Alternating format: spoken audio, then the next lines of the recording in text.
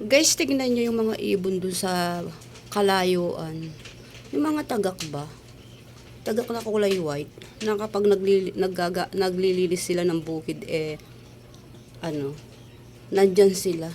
Sobrang dami nila, ayun, sa dulo. Nakikita nyo ba? Ilalapit ko yung, yung camera. Tingnan natin kung hindi lalabo. Kung hindi lalabo. Ayan, nakikita niyo po ba? Ayan sila, oh. Sana hindi lumabo yung camera. Ayan, oh. Ayan sila, oh. Nakailera sila dyan. Ayan po.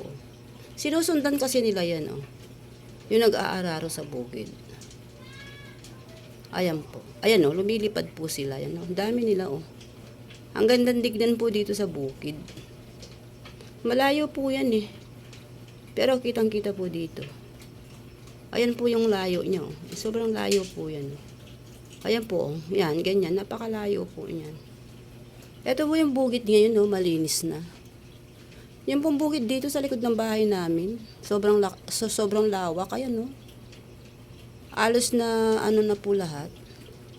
Alos na linisan na po nila lahat. Tataniman na lang po nila yan. Ayan po. Napakalawak ng lupain dito. Pero yung hindi naman po iisang may-ari niyan. Iba-iba naman po ang may-ari ng bukid na yan. Ayun lang po, pinakita ko lang po sa inyo. Thanks for watching po. Bye-bye po.